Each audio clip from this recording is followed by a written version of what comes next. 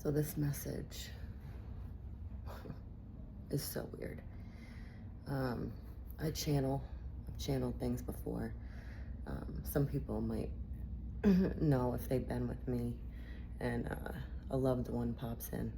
It's so random. It was never really one of those gifts for me that was obvious. Now, this isn't a family member, like a passed on loved one or anything. This is something different. This is an entity, a feeling. It lives in the collective. It probably lives for someone who watches me or comes across my stuff, or who will, or maybe even someone that I'll meet today. A lot of times that happens, where there's like a big feeling and a big story in my body and in my mind, and then I end up meeting somebody that day with the story, because I'm like, is that mine? Like, it's like what I'm going through, but it's not what I'm going through, or it's close. And then I meet somebody who tells me that fucking story. Days and days of me putting out specific messages like this for the empty people and the empath and arc dynamic that I still haven't posted yet. I'm gonna post it on Instagram. On YouTube, but I'll let Instagram know. But this one I think is, I don't know. I don't know where this one's going. At any rate, it's bothering me, and until there was a video I posted yesterday, my stomach was bothering me. Like, this thing came back, and I was like, okay, well, that's me. But as soon as I started connecting with this thing, it was like, get in the shower now. And then, like, my stomach is good. So as soon as I started connecting with it, it started talking to me. This morning I woke up, and if anyone knows me, knows I'm a fucking feeler. I feel the shit out of everything. And maybe that's because I'm constantly getting energetic flack. But I think I just tend to be a feeler. I was feeling nothing. I was feeling flat.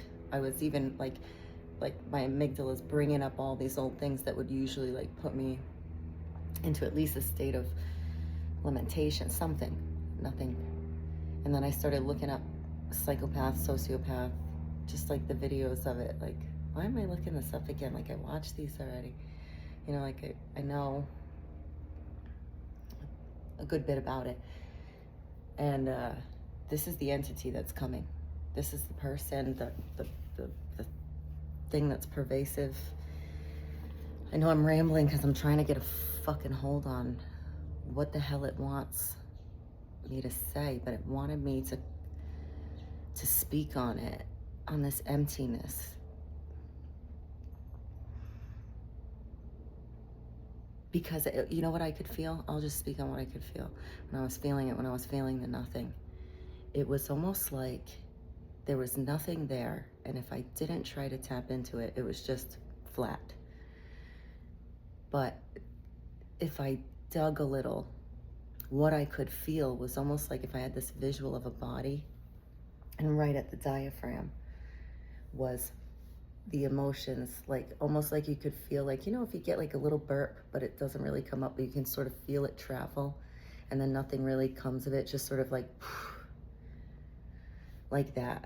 Like if they had emotion, if they had thought, a deep thought, regretting something or whatever, and they try and chase it, it just goes gone. Maybe they just want to be seen. I'm pretty positive I tend to attract a lot of these people who have this affliction, like alexithymia, they're calling it now, sociopathy, psychopathy on the further ends. But I spoke about it a little bit yesterday in the narcissist empath dynamic, because it's like this black hole, the shoving down of the shadow so deep that it can't be accessed anymore, because it's too bad, it's too much. The body and the ego decided absolutely not. And then there's even, you know, neurological responses that can be clocked, like a shrunken amygdala, a flattened pineal gland. And maybe born that way, maybe not. Maybe if they were born that way, then like certain situations in their life came that mimicked that trauma and made it worse. It's saying hope, hope, hope. Like coming back from the void. And if you look at some of the Seth material that was written, it was channeled material, but written down. It's in the Yale library, even. I mean, it was so extensive. If you haven't looked into it, it's good to look into. Is that going very close to the void is like a dangerous thing. And I'm not just talking about the void. This must be something else, like jumping into a black hole, the plane of inertia, like actual seeming energy destruction, where if you could almost maybe think of it in the way that movie What Dreams May Come with Robin Williams, and he goes down because the wife committed suicide and she's in this empty place, and they're like, you can't get them out of there, they have to do it, but also you're so stuck in it, you can't, and you'll get stuck if you go. It's almost like that. But Seth talked about a place like that, and I have these visions of my own self, like apart. You know, well, if anyone knows, a soul can kind of split itself into two, and you have something like the twin flame journey, but you also have, like, animals can do it. You don't always bring all of that larger entity of what you're connected to into the body that you're in, and other times it splits off into different people.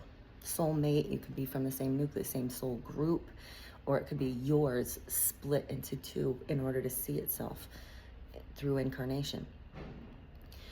So a part of that self could have gotten pulled into this void space, a really deep part, and it's trying to come back.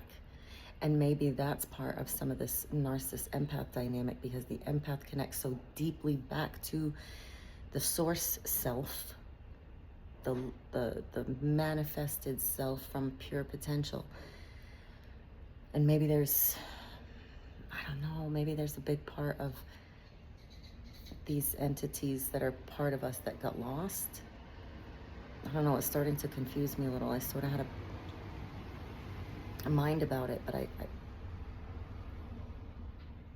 feel like, now if I can describe what I'm envisioning rather than trying to describe the thing itself, I'm envisioning like the light traveling towards a black hole and like a part of it getting pulled into that, and then what's left of it wants to be revived, needs to be revived because it's not as full.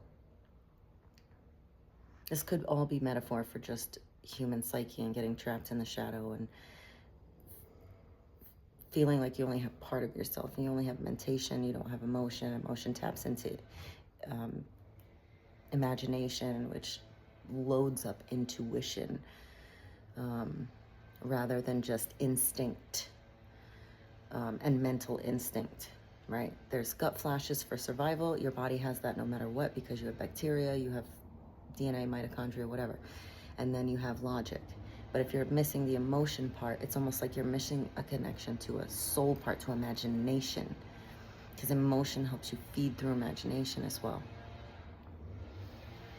So maybe this is what's talking about with hope. Maybe it has something to do with the dynamic, why certain people who seem like empty voids and other ones who seem like over, too full, too much, whatever, come together. I'm gonna have to do a little bit more research if I can. Motherfucker. Anyway, I think I'm gonna leave it there. This thing wants to talk. It wants to talk to itself somewhere out there. It wants to say that there's hope. It wants to say that somebody else is feeling you. It understands that there's a numb, void feeling, but that there's like a little burp of it somewhere. But only you can reach for it and keep reaching for it, and reach out to people who you know are willing to offer you some space to do that. So there's that. If it wants me to talk again later, I will do, but it was pressuring me. So there's that. Good luck.